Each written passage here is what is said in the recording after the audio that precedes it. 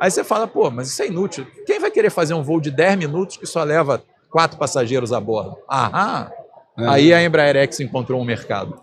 Aonde a tecnologia impunha uma limitação, o nosso braço de inovação disruptiva encontrou um projeto a ser incubado que era a chamada mobilidade aérea urbana. O carro voador. O famoso carro voador. Caramba! Se eu fosse pegar você no centro da cidade de São Paulo para te levar até o aeroporto de Guarulhos, em vez de você ficar 2, 3 horas engarrafado, eu vou te levar num voo de 10 minutos. Não, e mais, né? 2, 3 horas engarrafado, queimando carbono pra caramba. Queimando carbono, poluindo. Eu vou te levar num voo que não emite poluente, que é silencioso e você vai pagar o mesmo preço que você gastaria no táxi. É isso aí, pessoal. Estamos começando mais um Jogando para a Plateia. Dini, moxa, mais gente legal aqui para conversar hoje. Super papo. A gente está num ritmo muito legal, de alta performance aqui, produzindo um monte de papo, uma muito loucura show, mesmo. Né? É legal ter sido convidado aqui no espaço da Invisto, né? Exatamente. A gente está aqui Nosso agradecendo host, isso. Espaço. Isso, exatamente. Aqui no Summit, o Startup Summit 2023, cercado de startups, de inovação, nessa atmosfera legal. Quero cumprimentar o Marcelo Amorim da Invisto, que está aqui com a gente como co-host hoje. Obrigado, é um prazer estar junto aqui com vocês nesse projeto. E hoje nós estamos recebendo aqui o Daniel Motti de Lover. Ele é CEO da Embraer X e também Head de Ecossistemas de Inovação da Embraer. E é pai de 3 filhas. Quais são essas 3 filhas, Daniel? Então, tem 2 filhas biológicas, que são a Carol e a Letícia, né? Mas tem uma terceira filha que a gente vai conversar um pouco aqui sobre ela, que é do mundo empresarial, né? Que é a primeira empresa spin-off da Embraer X. Sim. Que a gente deu a luz aí a essa empresa Vamos em 2020. conhecer essa história. E ela teve um desenvolvimento muito rápido, muito assim, rápido. Chegando no IPO em 2022, né? Então, que história. Minha terceira filha é a Eve Air Mobility. A gente é legal contextualizar, Daniel, para o público que está nos assistindo, a audiência, entender o que é Embraer, o que é Embraer X, fazer essa distinção, né? Para a gente deixar o papo mais claro. Legal. Então, a Embraer é uma empresa que recém completou 54 anos de vida, né? Mas está com um corpinho ainda de uns 40, 38, está enxuta. Uma empresa que atua, né, com muito sucesso nos segmentos de aviação comercial. Todo mundo que já voou Azul, linhas aéreas, aí, muito provavelmente voou de Embraer. Sim. Fora do Brasil também, a gente é líder desse mercado de aviões até 150 assentos, né, que fazem os voos regionais. Eu voei esses tempos de São Paulo para Ribeirão Preto, de Congonhas para Ribeirão Preto, num aviãozinho de turbohélice. Turbohélice, isso. Então, a gente não fabrica turbohélice nesse momento. A gente já foi grande fabricante. Nosso primeiro avião é o turbohélice, né, o Bandeirante, depois isso, o Brasília. O Bandeirante, isso. Aí depois a gente passou para a era de avião a jato, né, com o Embraer 145, que foi um grande sucesso. Que faz essas linhas comerciais. Que faz essas linhas de voos mais curtos, né, voos de 1 hora de duração, um pouquinho mais do que isso. E agora a gente está com a família nova, que é o avião E1 e depois o E2, que são aviões que chegam até quase 140 passageiros a bordo, né? Aí já são aviões que fazem distâncias um pouco mais longas, mas a gente ainda classifica como aviação regional, né? E tem nesse mercado, a Embraer é líder do mercado mundial. Mundial. Então, fora do Brasil, estou falando dos Estados Unidos, Europa, Ásia, nós temos o maior market share do mundo para essa categoria de aviões. É a nossa área de negócio mais conhecida. E é um negócio doido, né? Imagina, tem a Boeing, como é que é a Airbus e a Embraer. Então, somos o terceiro maior fabricante de aviões do mundo. Sim. Eu estava uma vez em Seattle, nos Estados Unidos, quando trabalhava na Microsoft, e aí deu um orgulho assim, entrar na Alaska Airlines para São Francisco. Opa, cliente nosso. No Embraer, foi no Embraer. Avião made in Brasil. Foi super legal. A gente morre de orgulho, né? Quando a gente viaja em avião made in Brasil na Europa, muito legal. nos Estados Unidos, é muito legal. É legal, né, esse negócio da visão, né? Eu acho bacana, a Embraer nasceu de uma visão de como é que poderia ser construída uma indústria na área de aviação. E ele está muito relacionado com o espaço que a gente está aqui, da startup, né? De chegar e pegar um empresário doido, tentando fabricar um sonho que parece impossível. Foi um sonho impossível, né? A gente diz que a Embraer é uma empresa improvável. Pois é. Ela nasceu assim de uma visão, né? O nosso fundador, o engenheiro Osiris Silva, né? Ele tinha essa visão de que, puxa vida, o país que é a pátria do Santos Dumont, ele não pode não ter uma fábrica de aviões. A gente tem que fabricar avião no Brasil. Ele tinha esse sonho desde criança. E aí ele, quando se formou, não tinha ainda uma escola de engenharia aeronáutica no Brasil. Então ele teve que adiar um pouco o sonho dele para ser piloto da Força Aérea. Aí ele foi piloto na Amazônia, foi piloto no... Enfim, eu conheci ele. o Osiris é uma figura ímpar. Acho que ele é coronel da reserva, né? Ele é coronel agora, coronel Osiris. E ele, enfim, começou a carreira como piloto da Força Aérea, mas um dia, lá pelos idos de 1950 e poucos, ele estava voando com um colega que estava indo para São José dos Campos, porque tinha se matriculado numa universidade recém-criada, uma escola, né, de engenharia recém-criada, que era o ITA, Instituto Tecnológico da Aeronáutica. E a Embraer, na verdade, é um spin-off do ITA, né? Uma empresa que nasceu desse investimento da Força Aérea, que teve essa visão, né, lá aí, voltando mais no tempo, né, em 49 criou o CTA, o Centro Tecnológico da Aeronáutica, em São José dos Campos, criou o ITA em 1950. Para quê? Para preparar primeiro os engenheiros para depois poder pensar em fabricar aviões. Né? Essa foi a visão do brigadeiro Casimiro Montenegro, que é o fundador aí do CTA. Do Queria dar o pulo agora, então, digamos, ela estava... que criou essa história toda. Exato. E aí, de uma hora para outra, começou a verificar que existia oportunidade de apoiar novas iniciativas ou novos projetos, até culminar com a formação de um CVC, né, um fundo de investimento direto para as empresas. Aí já bem mais recente. Então, só para eu conectar a história, né, a Embraer ela nasce fabricando o Bandeirante, que era um avião para transporte militar, que depois entrou no mercado civil, criou o mercado de aviação regional, que hoje nós somos os líderes globalmente. Depois a Embraer entrou no mercado de aviação executiva, e hoje somos um dos 4 maiores do mundo. A gente tem um avião executivo mais vendido do mundo há 11 anos seguidos. Nossa. É como se fosse a Ferrari da aviação executiva, é o nosso Phenom 300. Né? É fantástico assim, esse avião. E vende muito bem. Temos ainda uma área de defesa, né, que é muito diversificada. Então tem aviões militares, mas também tem satélite, tem solução de telecomunicação, de radares. Atende o Exército, atende a Marinha. Então, quer dizer, inovação interna tinha de monte. Ainda. Tinha de monte, né? Agora entrou em cibersegurança. Então a gente brinca que a Embraer, né, ela está no ar, no mar, em terra, no espaço e no cyberespaço.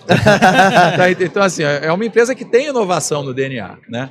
Mas aí, para conectar com a tua pergunta, quando chegou em 2014, a gente lançou um fundo de CVC que foi pioneiro no Brasil. Acho que não tinha outra corporação no Brasil com o seu próprio fundo de Venture Capital. Né? Fora do Brasil já existia, a gente estava olhando para isso. Mas era uma maneira de tentar inovar fora do ambiente da... Fora do ambiente da Embraer, exatamente. Então, assim, sentiram falta disso? A gente sentiu falta disso e eu acho que assim, é um reconhecimento de humildade, né? Porque uma empresa que já tinha tanta conquista como inovadora, mas a gente reconheceu que por mais que a gente fosse talentoso e capaz dentro dos muros da empresa, tem um limite para o que você consegue fazer dentro, né? Sim. E o CVC foi uma ferramenta muito interessante que a gente começou a aprender, né? Começamos a usar para poder se conectar com o ecossistema do que está fora da empresa. E quando eu digo fora, é mais do que relacionamento com o fornecedor e com o cliente, que a gente sempre acha que fez isso muito bem também, né? A Embraer, ela acho que tem sucesso na inovação porque ela ouve muito o cliente, ela inova junto com o cliente, ela traz os fornecedores para participar do processo de inovação, mas tudo isso está dentro da mesma cadeia de valor, né, que é do mundo aeronáutico. A partir do fundo CVC, a gente começou a expandir esse horizonte. A gente começou a poder apostar, né, em investimentos minoritários em mercados que a gente não conhecia, né, fora da aviação. Eram muito exóticos para a Embraer? Digamos, fazer uma aposta num negócio diferente total? Ah, era. Posso te dizer que assim, foram longas discussões internas para a gente se lançar assim, nessa aventura. Poxa, e que a Embraer vai se meter em cybersecurity, né? E foi através do fundo CVC que a gente foi mapear esse mercado, foi conhecer esse mercado e conhecemos empresas fantásticas. Inteligência artificial, né? Que é um case bacana da Aquarela, né? Aqui de Florianópolis. Foi uma das primeiras investidas aí do nosso primeiro CVC. E era um assunto que, na época, a gente já apostava que, puxa, isso vai crescer e vai influenciar a nossa indústria, o nosso mercado, vai criar oportunidades de negócio. E é legal a gente aprender com quem está fazendo isso para atender outros tipos de clientes, outros mercados. É outra velocidade, né? Esse é um ponto legal que você podia comentar um pouquinho com a gente. Assim, antes de você falar do IVE, que é o projeto que acho que você está louco para falar. A gente vou chegar na minha filha. Né? Também estamos loucos para ouvir. E, assim, como é que é a visão do grupo em relação a como a inteligência artificial vai influir no mercado aeronáutico, basicamente, no mercado que vocês atuam fortemente e são líderes mundiais? Como é que vocês veem isso internamente? Qual é o impacto que essa tecnologia ou que essa nova tendência vai ter? Olha, eu não quero nem ter a pretensão de dizer que a gente tem a resposta para essa pergunta. A gente tem muitas indicações de que o impacto vai ser muito grande, do ponto de vista de criar novas oportunidades, né? Permitir a gente ser muito mais eficiente nos nossos processos internos. A gente imagina, né, a possibilidade de ter a inteligência artificial quase como um copiloto, que vai ajudar o nosso engenheiro a ser mais eficiente nas suas tarefas, mas não só os nossos engenheiros, né, as outras áreas todas da empresa vão ser impactadas, desde recursos humanos. Aliás, tem um exemplo legal de RH, de uma das empresas que a gente primeiro se conectou pelo nosso Startup Program, que aí não é investimento, mas é trazer as startups como fornecedoras, né, de soluções. Uma das primeiras áreas que se beneficiou desse programa que a gente criou de conexão com startup foi o recursos humanos. E a gente trouxe uma startup que estava usando inteligência artificial para recrutamento. Então a gente pode dizer que na Embraer a gente já tem funcionários que foram recrutados por um robô. Foram escolhidos, selecionados com a ajuda de inteligência artificial. Claro que a decisão final, né, passa pela mão ainda dos seres humanos, mas imagina, para filtrar milhares, né, de currículos com mais assertividade, né, com mais chance de sucesso. A gente já vem usando solução de inteligência artificial. Então são tantos exemplos, né, de como a gente pode usar a inteligência artificial para os nossos processos se tornarem mais eficientes. Tem exemplos da gente poder embarcar a inteligência artificial no nosso produto. Né? Então isso a gente ainda está discutindo, porque tem vamos dizer, um desafio, né, de como é que eu certifico isso. Como é que todo produto, toda tecnologia aeronáutica, tudo que vai embarcado num avião, só pode ser vendido no mercado se for certificado. Né? Então isso passa por agência reguladora aqui do Brasil, dos Estados Unidos, da Europa.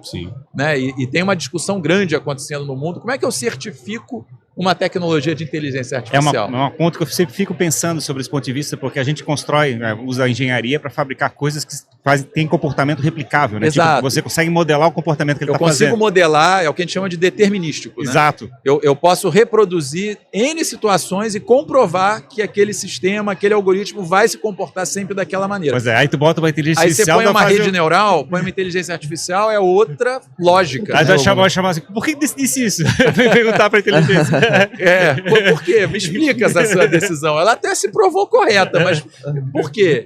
E ela é reprodutível, né? Se eu tiver uma situação assim, ela vai sempre se comportar da mesma... Então isso é um grande desafio que ainda está em discussão, ainda é muito recente. Né? Como em outros setores também. Então né? Isso está sendo ainda avaliado, mas a gente acredita que tem um potencial grande sim, né? De poder trazer mais valor para os nossos clientes, mais eficiência para a operação dos nossos clientes. Então nós estamos começando ainda...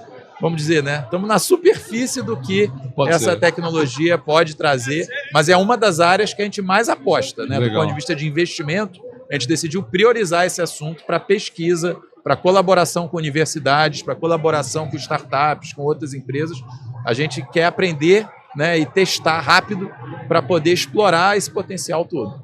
A experiência foi pequena para tentar molhar os pés e começar a crescer, ou digamos assim, ou tipo a fome foi tão grande, a coisa foi caminhando forte, foi juntando cada vez mais capital, atraindo mais startup. Como é que está esse processo assim? Então, a nossa jornada, né, de inovação, ela se acelerou muito desde a época da criação do primeiro fundo de CVC. Né? A gente gostou tanto da experiência, né, do aprendizado. E é bom dizer, não é que todos os investimentos deram certo, né? Sim, faz parte do jogo de risco, né? Que no teu portfólio vai ter write-off, vai ter empresa que não desempenha como você esperava, mas beleza, você aprendeu ali, né? Sempre vai ter algum valor e para a nossa jornada foi muito importante.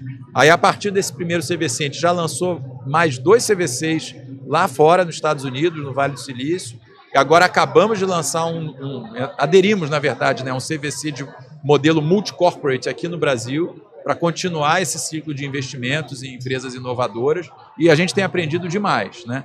Em paralelo com essa jornada do CVC, veio a história de criação da Embraer X, né? Que era uma história de pensar uma inovação disruptiva em um horizonte que a gente chama de horizonte 3, né? Que são aqueles negócios que mexem com produtos ou serviços que nós ainda não dominamos, ainda não fazemos, para atender um mercado ou cliente que nós também ainda não dominamos, não conhecemos. Quando você junta essas duas coisas, parece a própria definição de loucura, né? Sim, sim. Por que a empresa vai fazer Produtos isso? absurdos com pessoas que ainda não existem. É mais ou menos isso. Essa é a Embraer X. Essa é a missão da Embraer X, né?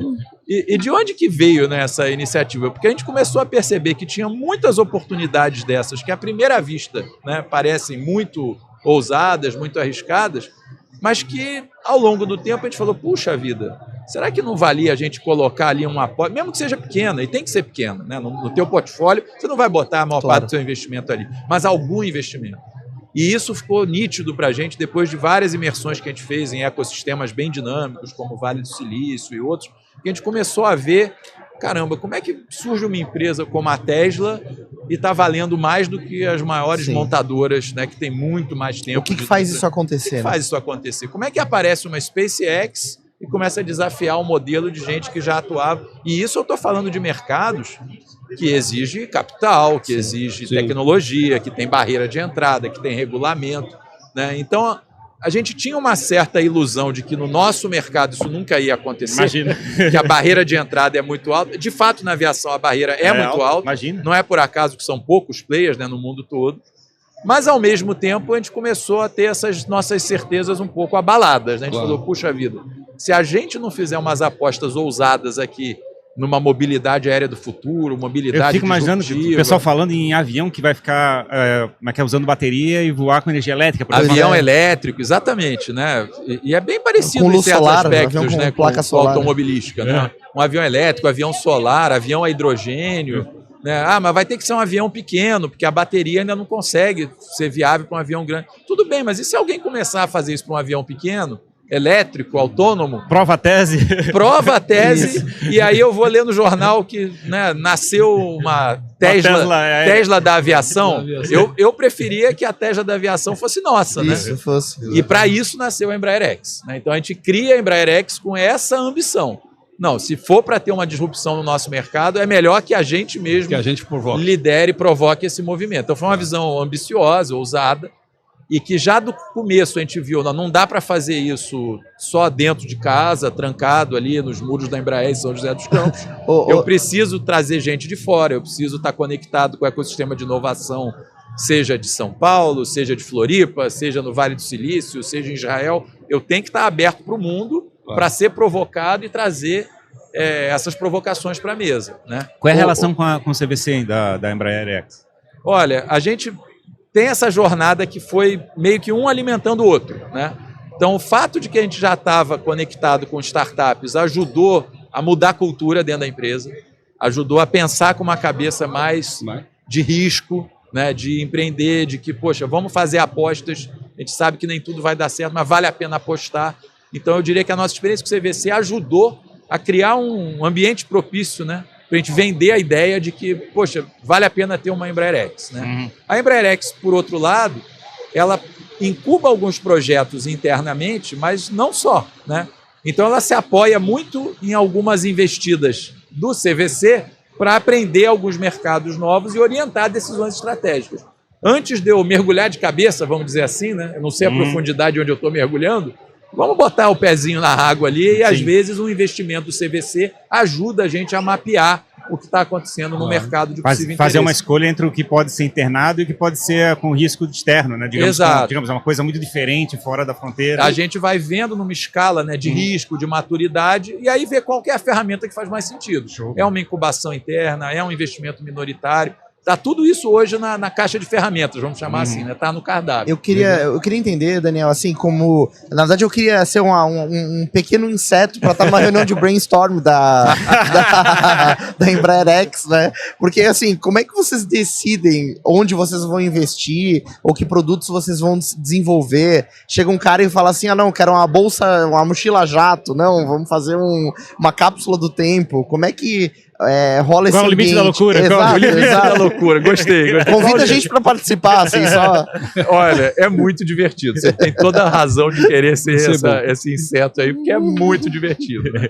E o maior desafio nosso é encontrar qual é o foco, né? A prioridade. Porque você pega o nosso time de engenharia, cara, da Embraer, assim, assim, a covardia. Você tem ali os caras, do ITA, da Federal de Santa Catarina, do IME, enfim, you name it, né? Gente com curso no MIT, no Stanford. Cara, é um grupo ali com uma capacidade... É difícil imaginar um problema que esse time não resolva. Então, assim, o teu ponto de partida o que eu quiser fazer, tecnicamente, Eles vão viabilizar. eles vão viabilizar. Até o impossível eles fazem. Até o impossível eles fazem. Né? E, assim, se a Embraer está viva hoje, é prova disso. Né? Como é que a gente vive competindo lá na Europa contra avião europeu e lá nos Estados Unidos contra avião americano? Cara, é porque a gente faz a arte do impossível. Sim, é verdade. Essa turma é muito especializada.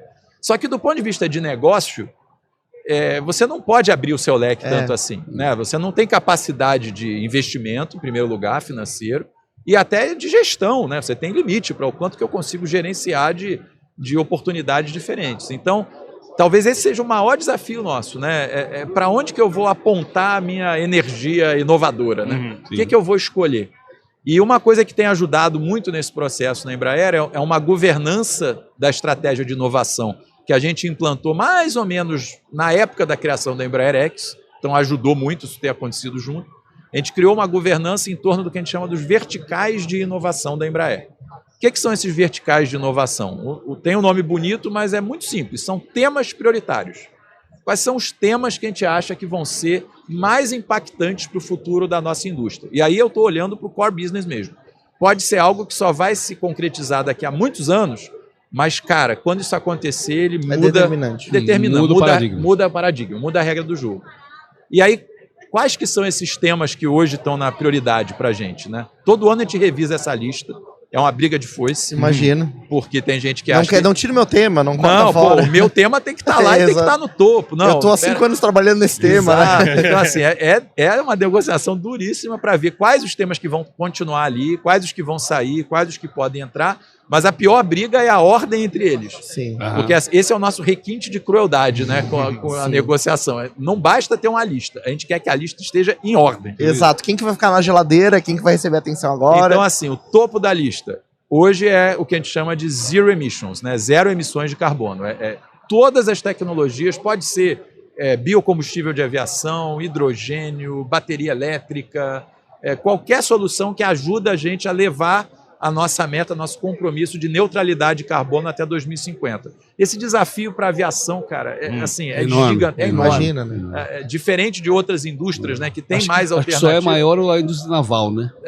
Rapaz, eu acho difícil de achar um pior, porque imagina o peso da bateria, né? Claro. Para você levar a mesma quantidade de energia que leva em 1 quilo de querosene, você precisa de 1.000 quilos de bateria. Nossa. Então você vai gastar energia só para tirar a bateria do chão. Não dá para levar passageiro, não dá para levar só carga. Com a bateria. Um avião só com a bateria voadora. Uma bateria voadora não ajuda em nada, certo? Não cumpre função econômica nenhuma. Não resolve a mobilidade. A menos que fosse um voo muito curto para levar pouca gente.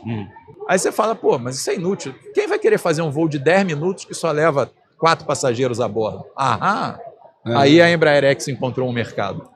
Aonde a tecnologia impunha uma limitação, o nosso braço de inovação disruptiva encontrou um projeto a ser incubado que era a chamada mobilidade aérea urbana. O carro voador. O famoso carro voador. Caramba! Se eu fosse pegar você no centro da cidade de São Paulo para te levar até o aeroporto de Guarulhos, em vez de você ficar 2, 3 horas engarrafado, eu vou te levar num voo de 10 minutos. Não, e mais, né?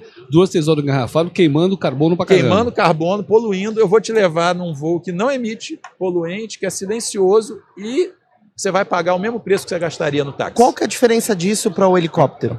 O preço. Primeiro, quem pode pagar uma viagem de helicóptero hoje? Pouquíssima gente. Fora o carbono, né? O helicóptero ele só se justifica para missões, na nossa visão, né? Mas vai ser caro, eu imagino, uma viagem também, uma solução como essa. Não. O nosso princípio de negócio é acessibilidade. A gente quer um meio de transporte que democratiza o acesso ao transporte aéreo, como aconteceu na aviação comercial, né? Na década de 50, quem podia pagar um voo de avião? Sim. Era a elite da elite. Claro. Hoje, muito mais gente tem acesso. Por quê? Porque foi ficando mais eficiente ao longo dos anos. Agora, o helicóptero, quem consegue pagar uma viagem de helicóptero? Pouquíssimo. Por quê? Porque o helicóptero é talvez a máquina mais ineficiente que já foi inventada para ir do ponto A ao ponto B. Ele só existe porque ele tem a capacidade de fazer a decolagem na vertical e o pouso na vertical, né? Então isso viabiliza o helicóptero. Alguém paga essa conta, né? Mas se você for pensar... cai pra caramba também. Não tem segurança. Ele é ordens de grandeza menos confiável, menos seguro do que o avião. Então, assim, a carga de manutenção que você tem que fazer para manter um helicóptero, né, em Tem condição muita de parte operar. móvel, né, cara? Nossa, é uma loucura. O helicóptero é um... Então, assim, Uma loucura. é uma loucura completa. O que a gente está imaginando, né, está desenhando hoje, é um veículo que vai ser muitas vezes mais eficiente, mais seguro, mais barato de operar, mais silencioso e zero emissão de carbono. Esse está sendo feito internamente ou está sendo feito através do CVC, com outros parceiros? Ele nasceu de conversas no ecossistema, né? Então lá atrás as conversas com a Uber foram super importantes, interessantes. Né? A Uber tinha muito dado de congestionamento, Claro, de dificuldade, e ela via a oportunidade de negócio. Ela lançou um desafio, né? Quem encontra uma solução de táxi aéreo? E aí foi colocando dados que a gente usou, né? Como outras empresas também se lançaram nesse desafio. Na verdade, tem muitas empresas competindo para ver, né, quem vai conseguir Como é que é o viabilizar essa jeito solução. disso, assim, a pessoa que está assistindo, estudando, ela pode imaginar realmente um carro que voa? A estrutura, a lógica... A rigor é uma aeronave, não Tá. é um carro que voa, né? O pessoal brinca de, é a era dos Jetsons, né? Sim, os Jetsons, Mas, não, é. mas o George Jetson tinha o seu carro Tinha o seu voador carro na voador. sua garagem. É. Não é esse o modelo que a gente imagina, né? Na nossa visão, é uma aeronave que vai precisar ter um operador, uma empresa que vai operar essa aeronave, que é credenciado, que é autorizado. Então é tudo muito estruturado, muito seguro, como é o tráfego aéreo de hoje. E vão ter que ter vias aéreas também. Vias aéreas, tudo super controlado, né? E você, passageiro, não vai ser dono do seu veículo, você vai comprar a Uma viagem. passagem. Exatamente, é a Mobility as a Service, ou como a gente também chamou muito, né, Internet of Mobility. Então você vai pedir, eu quero sair do ponto A para o ponto B, o aplicativo vai otimizar lá e falar, você vai daqui até o próximo vertiporto de táxi, Sim. chegando lá vai estar pousando um eVTOL, que é o nome oficial, né, do carro voador, Sim. é o Electric eVTOL. Vertical Takeoff and Landing, eVTOL. Como o eVTOL é muito técnico, a gente abreviou e ficou EV. Ficou melhor. E E Vitol parece um xarope. Parece um remédio, não de remédio. Isso é coisa de engenheiro, né? Não é marqueteiro, isso é engenheiro. eVTOL é coisa de engenheiro. Então a gente botou EV. Sim. EV, né, que também pode ser a sigla, né, embora não seja oficialmente, mas é o Electric Vehicle Embraer, Aham. né, o veículo elétrico, nosso primeiro avião elétrico vai ser o EV. E o EV vai fazer isso, ele vai te pegar ali do vertiporto e vai te levar ao teu destino. Isso, o planejamento de é que seja autônomo ou vai ter um piloto? Voltando aos verticais de inovação, não por acaso, o primeiro eu falei que era Zero Emissions, o segundo qual é? Autonomous Flights. Tá. Entendi. São todas as tecnologias necessárias para você poder operar, né, a aeronave de forma autônoma sem a necessidade do piloto a bordo, né? Claro que são várias etapas para chegar até lá, né? Você vai primeiro automatizando, né, mais as funções até comprovar para as autoridades que é mais seguro você operar dessa maneira do que com o piloto a bordo. E aí a gente sabe que isso vai ser muito transformador para a nossa indústria, né? Vai começar provavelmente com o transporte de carga, em algum momento vai chegar no transporte de passageiros também. E a IVE vai ser o primeiro passo nessas duas jornadas, tanto a de zero emissões como a de autonomia. Então esse veículo, né, ele vai levar inicialmente 4 passageiros e 1 piloto. A gente vai acumular dados, né, de operação dele para poder mostrar que, olha, o piloto está ali, mas não está tocando em nada. Sim. Ele está só apertando o botão de decolar e pousar e daqui a pouco nem isso. Como alguém no metrô, por exemplo, que tem esse mais automatizado o processo, né? Exato, né? A gente já faz muito transporte automático, né, ferroviário, Sim. metroviário. Então assim, vai chegar, né? E a gente acredita que esse veículo talvez seja também um primeiro passo. E tem perspectiva disso, assim? Quando? Quando? Onde Já Todo quero mundo quer comentar minha saber. viagem. Quando? Cara, essa é a É que coisa. as coisas estão indo tão rápido, né? Que E essa é a eu coisa quero mais- pegar um IVE aqui fora e já ir pra casa. agora. Na né? chuva! Na chuva. Olha, essa é a parte mais legal de todas. Isso não é ficção científica, não é coisa para os nossos netos e tal, é para a gente. Sim. Então, assim, a nossa meta é de certificar esse veículo em 2026. A gente Já? vai andar Ó. de IVE, então. Todos nós vamos andar de IVE. Cedo, hein? Olha só que legal. Cedo, legal. Em escala aeronáutica, 2026 é mais ou menos amanhã. Ontem. Então, assim, é um mega desafio. A gente está com um mega time de engenharia trabalhando, né? Aí, a pergunta que você fez, né? A gente começou com esse time lá na Califórnia. Hoje a gente está com a maior parte desse time em São José dos Campos. Estamos desenvolvendo essa engenharia aqui no Brasil para tirar proveito, claro, de todo o conhecimento aeronáutico e de certificação de produto da Embraer. Esse é o maior diferencial da IVE no mercado quando compara com os concorrentes dela, né? Tem outras empresas tentando fazer a mesma coisa? Tem. mas nenhuma jamais certificou uma aeronave para transporte de passageiro. Sim. E a Embraer faz isso há 50 anos. Daniel, uma pergunta. A IVE foi um super assim, ponto de mídia, vamos chamar assim, para a Embraer, saiu muito, outra coisa, e teve um spin-off. Exato. Conta um pouquinho essa história para a gente, como é que ela saiu e virou uma empresa spin-offada com já um market cap tão interessante. Essa história é fantástica e eu tenho tanto carinho por ela que eu gosto de chamar a IVE da minha terceira filha, né? Estamos vendo. A gente estava já, né, incubando esse negócio, né? Eram 2 projetos, na verdade. O outro que eu não mencionei ainda é um software para fazer a gestão do tráfego aéreo. Que imagina, você gerenciar centenas de veículos desses voando ao mesmo tempo em cima de um grande centro urbano. Avião usa controlador de voo para gerenciar esse negócio. Você tem muita coisa que é comunicação por voz, né? E tem um limite para o que o operador humano consegue gerenciar ao mesmo tempo. A hora que você tiver, né, em média altitude centenas desses veículos, não dá. Você tem que ter outro paradigma tecnológico. Então a gente também está desenvolvendo esse software. Foi outro projeto incubado dentro da Embraer X. Então era o veículo e o software de gestão do tráfego aéreo. E isso foi amadurecendo, né? A gente foi vendo que, puxa, tem mais gente no mercado acreditando nesse business. Tem mais investidor, tem mais capital de risco, tem mais empresas. Isso foi ganhando uma velocidade tão grande que a gente falou, gente, se segurarmos isso aqui, se a mãe quiser segurar esse filho dentro de casa mais tempo, não vai dar certo. Perde velocidade vai também. Vai perder a velocidade, nós não vamos conseguir acompanhar, né? E isso foi uma discussão gigantesca dentro da Embraer, né? Porque, claro, com todo o orgulho, né, da nossa capacidade de engenharia, era comum a gente ouvir que não, os outros estão tentando, mas nunca vão conseguir. Isso também é uma maneira de você neutralizar, né, ameaças, né, de você unir forças. Exato. E a gente falou, gente, mas não precisa ser ou, né, vamos fazer E, vamos criar uma maneira da gente também conseguir andar no ritmo que essas startups andam, mas usando todo o conhecimento e competência que a Embraer tem. A gente tinha esse lado do patriotismo, né? De chegar e de chegar, não, é tudo brasileiro, tudo é a gente, né? Tipo, uma sensação que a gente tem que chegar e ser dono de tudo, né? E não dá, né? Não. Chega um ponto que, assim, cara, eu prefiro ser dono de um pedaço de algo grande do que ficar 100% dono de nada. É melhor ser dono da roda do IVE do que, né? Do que ficar ali, eu sou totalmente dono de um projeto que ficou na prancheta, né? Ficou na gaveta. E é isso que a gente estava olhando como ameaça, né? Se essas outras empresas, apesar de não ter o expertise e a experiência da Embraer, mas estavam ganhando tanta injeção de capital de risco, em algum momento bastava que uma delas conseguisse fazer alguma coisa relevante e a gente podia perder o timing, né? A janela, perder o bonde. Perder o bonde. Não, e às vezes a disrupção é muito rápida, né?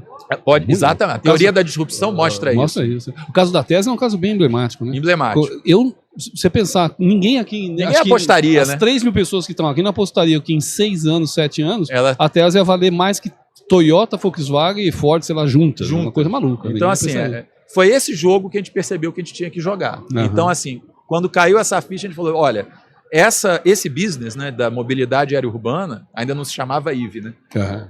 Ele está ficando maior do que a própria Embraer X. Ele não cabe mais na Embraer. A Embraer X como uma incubadora, como uma provocadora, né, do movimento. Até porque a Embraer X me parece uma rampa de lançamento. Exato, a ideia é que isso realmente aconteça. Ela cumpriu o seu papel, né? Ela protegeu aquele negócio enquanto ele ainda estava nascente. Incubou, ele chegou num tamanho que a gente falou, gente, agora ele tem que voar, tem que ganhar vida própria, né?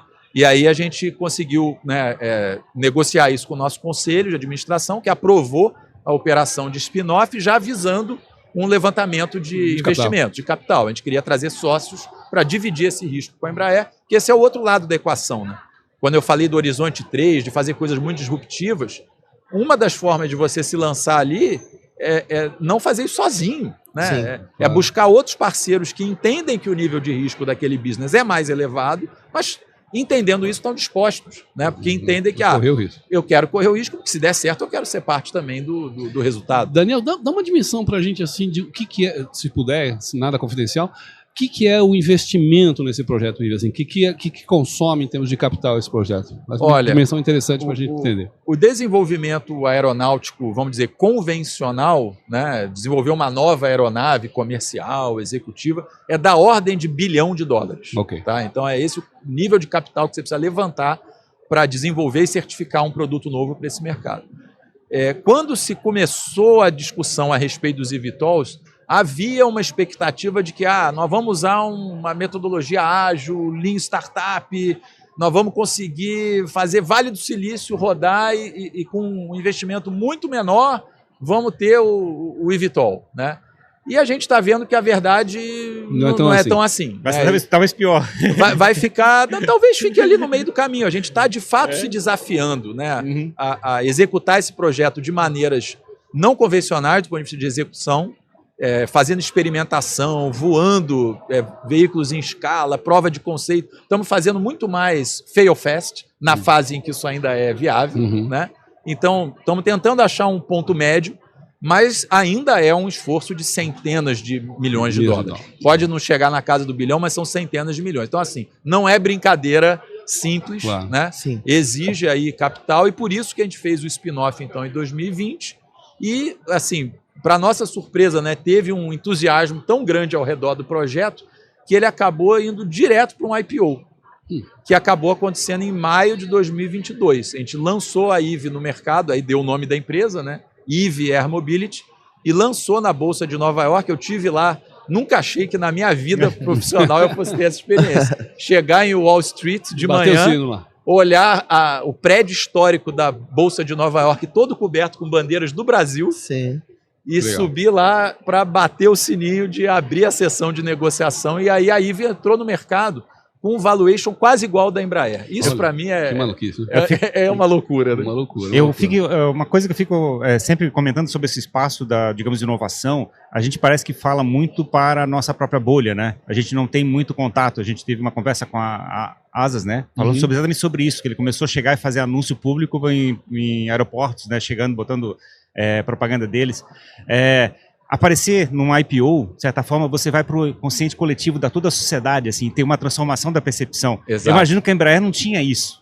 Nós nunca tínhamos feito isso antes, em mais de 50 anos. Pois de história, porque teoricamente, quem sabe que existe a Embraer? Talvez alguém que esteja mais próximo da indústria, né? E não é uma coisa de conhecimento, talvez, da sociedade como um todo. O IPO da Eve foi, assim, um grande marco, agora, assim, divisor de águas. Também, falando sobre um aspecto importante, né, que vocês fazem um projeto dessa dimensão, com uma disrupção dessa dimensão também, e com esse sucesso de capitalização, vamos dizer assim, também é um peso, né? Sem dúvida. A pressão para entregar aí é grande, né, Daniel? Sem dúvida. Agora a gente tem várias pressões, né? Tem a pressão de atender a expectativa, né, dos parceiros, dos sócios, dos acionistas. Já marcasse até a data? Né? Tá contando já. A data, o relógio está correndo. Né? 2026 então, assim, eu vou estar ali, ó, de mochila na frente do Vertiponto. Cadê o meu? É isso aí. E o fato de ser, né, uma empresa já pública, né, já é transacionada, qualquer um pode ir lá em Nova York, na Bolsa de Nova York, comprar a ação da Eve, ser sócio da Eve. Opa! Então... mas é uma responsabilidade, né? Isso para nós é novo. Né? Os projetos que a gente desenvolve dentro da Embraer, convencionais, a risco, eles seguem um outro tipo de protocolo, né? E estão no mercado mais conhecido da gente.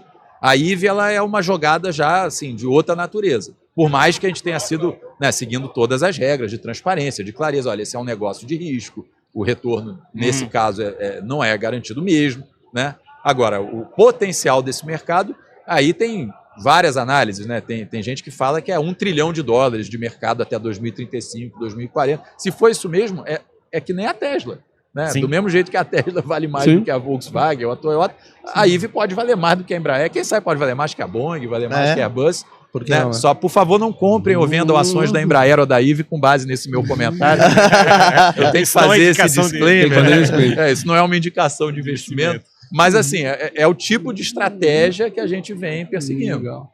Conta um pouco pra gente, assim, aqui, nosso público, o público aí daqui da feira, do Startup Summit e também do blog, do podcast aqui, tem uma parte desse público que é um público técnico, né?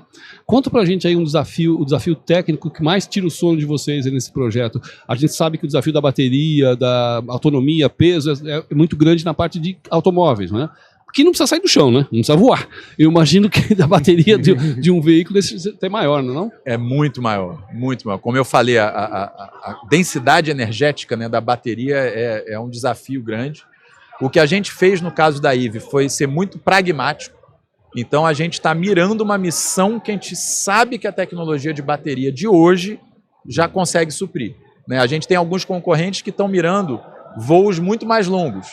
Então eles estão apostando que vai ter um breakthrough de bateria que pode acontecer ou não. Se acontecer, para nós é ótimo. É melhor ainda. A gente pode adaptar no nosso projeto e aumentar a nossa autonomia. Mas se não acontecer, a missão principal para a qual a gente está projetando a IVE é voo curto dentro da cidade. Esse é um mercado que a gente acha que vai ser o de maior demanda, né, onde vai ter o maior volume. A gente fez esse estudo, né, das maiores cidades do mundo. Acho que 85% a 90% das rotas necessárias estão numa distância de até 60 quilômetros ou coisa dessa natureza, que é o que dá para cobrir com a tecnologia de bateria de hoje, como densidade energética. Só que tem outros desafios com a bateria ainda. Um deles é vida útil. Quantos ciclos eu consigo carregar e recarregar essa bateria até que ela perca a capacidade de ser utilizada para a função aeronáutica? Então esse é outro problema que a gente precisa resolver, aumentar a vida útil da bateria. Reciclagem de bateria, porque a gente quer ter um negócio que seja completamente sustentável, né? Custo da bateria, ela também tem que ter um custo competitivo. Tudo no nosso projeto tem que chegar num custo competitivo, né? Se eu chegar num eVTOL que o custo de operar, né, e de manter é o do helicóptero, eu não resolvi o problema que eu quero resolver. Então, assim, a gente está muito focado em ter soluções que permitam, né, uma operação de custo muito eficiente para que nós, que vamos ser passageiros, possamos pagar a viagem, né, e faça sentido para a gente essa economia de tempo. Gonzalo, se a gente fizer uma analogia interessante, né, Jimmy? A gente pode pensar o seguinte, né? Hoje é difícil você ir de carro elétrico totalmente de Florianópolis para São Paulo. Para São Paulo. Não dá. Mas é muito fácil você usar uma empilhadeira elétrica numa fábrica sem o menor problema fazendo trajetos. Ponto de carregamento. É uma analogia legal. Perfeito. A IVE ela vai estar voando.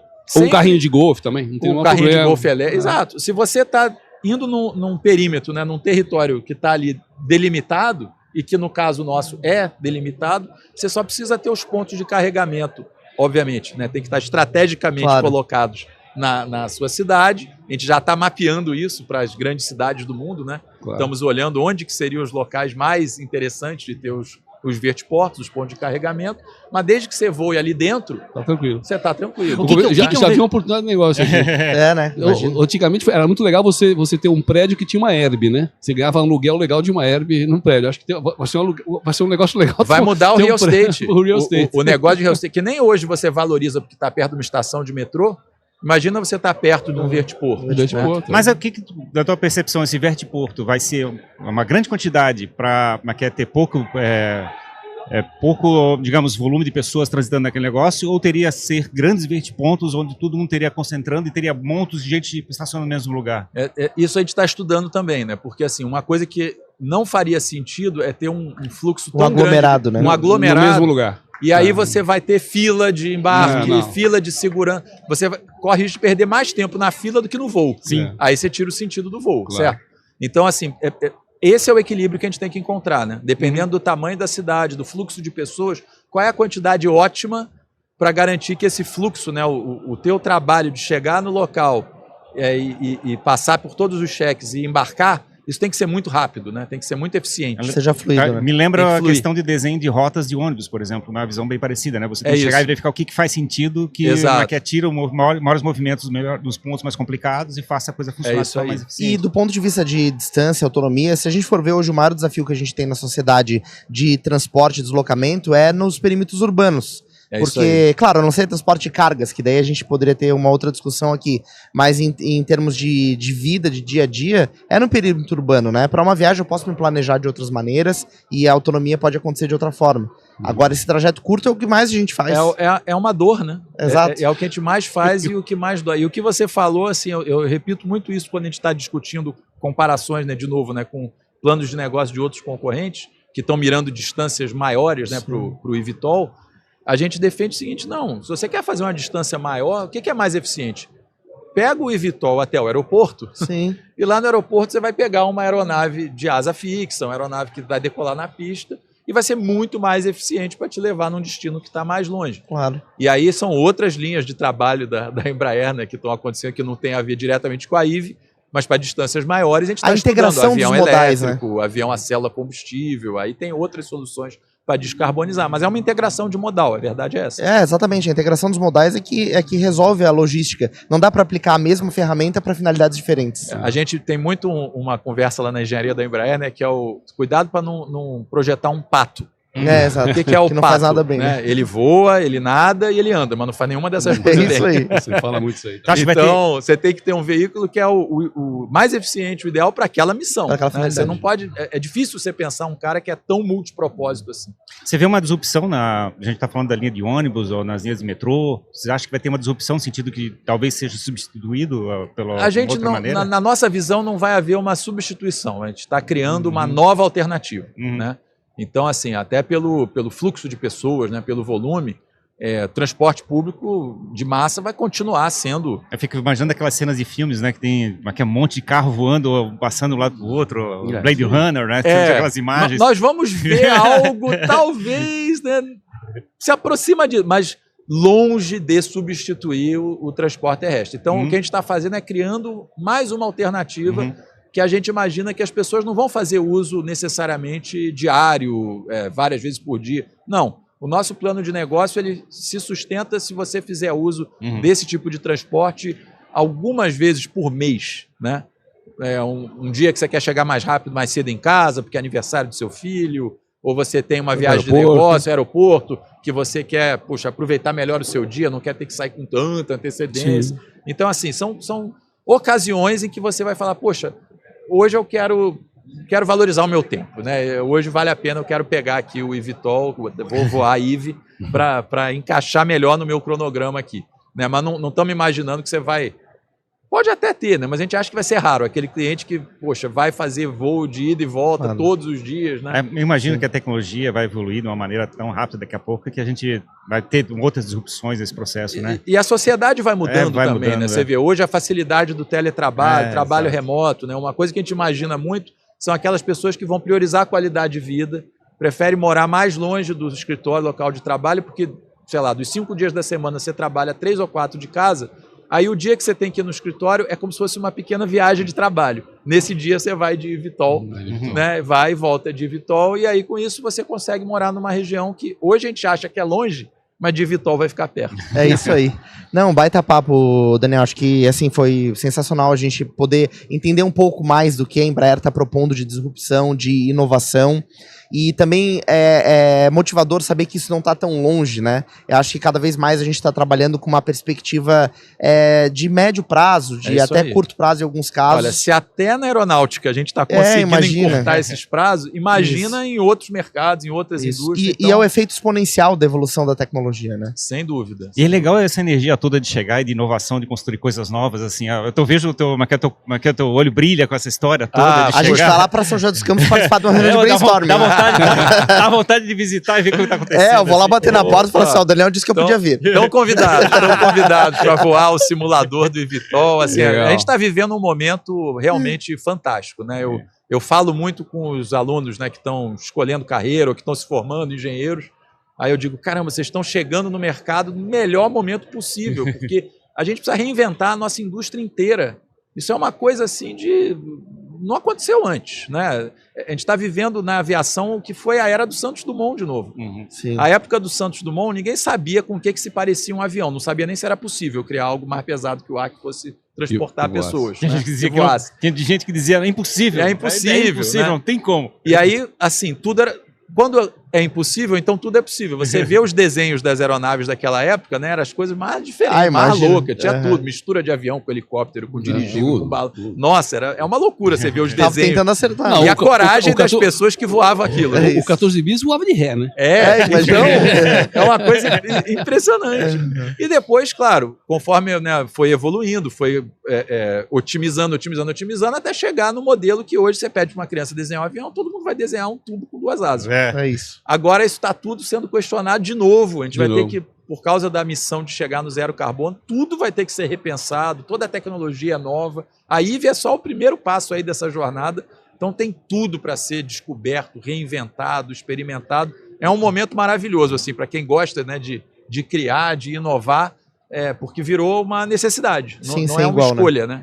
A gente, se quiser sobreviver, tem que seguir esse caminho. Show. Onde Baita é, energia. onde é que a gente pode acompanhar isso em redes sociais? O pessoal quiser se conectar Direto. com a Embraerex, com você? Instagram, LinkedIn, website, Pô. tanto da Embraer como da IVE Air Mobility também, já tem as suas mídias sociais. Vamos colocar né? aqui na descrição. Embraerex. Podem acompanhar, a gente faz muita postagem e estamos sempre divulgando o que está acontecendo. Oportunidades também de parceria, a gente divulga. Obviamente de carreira, né? Quem quiser participar aí de algum desses projetos. Então, assim, as coisas estão caminhando num ritmo acelerado. E você né? interage na Sensacional. rede social também? Bastante. Pode procurar lá. Daniel Motti de Lover já Dá, acha. dá um pouco de trabalho meu sobrenome cheio de consoante. O consolo é que se você me achar lá, sou eu. Exato, Não, não tem tem risco de ser homônimo, de ser outra Não tem pessoa. outro. Achou Daniel Mottlover lá, MOCZY-DLOWR. Cara, sou eu. Não tem Vamos deixar o link aqui para ficar mais fácil. Mas tá na descrição. Podem me achar lá no LinkedIn, que eu adoro responder mensagem, né? Trocar informação, notícia, contar o que Cada tá 3 acontecendo. meses perguntar, e aí, como é que tá o carro voador? Opa, o nosso reloginho tá contando. É isso aí, muito obrigado então. Obrigado, Daniel, mais uma vez pelo tempo, Um por ter prazer. participado com a gente do papo. Não, Marcelo, muito obrigado. Pô, Obrigado. sempre um prazer, pessoal. Sempre um prazer. Sempre as conversas aqui são de altíssimo nível e eu saio aprendendo sempre mais. que legal. A energia que sai daqui é demais, né? Muito Tipo, bom, muito bom. Muito bom. E outra coisa que me impactou muito nessa conversa de hoje foi ver assim o entusiasmo do Daniel, né? Sim. Tá claro na tua cabeça que acho que você tá vivendo um momento pessoal de carreira também maravilhoso, né? É muito transformador, assim, fazer parte dessa história, né? Pô, Viver é como se você estivesse escrevendo a história. Sim, Então, é assim, mesmo, é mesmo. fazer parte das equipes, né, que estão, como você falou da mosquinha lá, né? Isso. Discutindo essas ideias malucas e vendo algumas delas de fato Ir pra frente. ir pra Jimmy, frente, né? se vai faltar depois, concretizar. em 2027, ele escrever um livro, né? Vai, Nossa, ter um livro. vai. O projeto é capaz, Minha é. Filha Ive. Minha filha aí. Agora imagina as filhas dele falando assim, ó, tá vendo isso aqui voando? Meu Ó, pai que fez. Meu pai que fez. Pô, que é isso, né, cara? Longe disso que eu não tenho essa competência toda. Não. Esse mérito é dos engenheiros da Embraer, da IVE que estão fazendo, mas assim, vamos dizer que eu dei um empurrãozinho assim para legal, conseguir legal. as aprovações e os investimentos necessários. Esse empurrãozinho eu dei. É isso aí. Legal. Então tá, muito obrigado mais uma vez. Obrigado a você que acompanhou mais este episódio aqui no Jogando Pra Plateia. Encerrando o dia de hoje aqui no Startup Summit 2023, É né, isso aí, Ferrari? legal, né? Já tá de noite, cara. Já tá de E com noite. chuva ainda? Não, já parou a Com chuva. chuva. Vamos pra Tá, casa. tá uma loucura, mas é isso aí. Curte os papos, aproveita. Agradecer aqui a Invisto, a Economia SC. Se você não nos segue, não está inscrito no nosso canal, faça isso. Acompanhe os conteúdos. Vai E a voando. gente se vê em breve dentro de um IVE, assistindo, escutando, jogando para a plateia. Falou, gente. Até Até mais. mais. Tchau, tchau.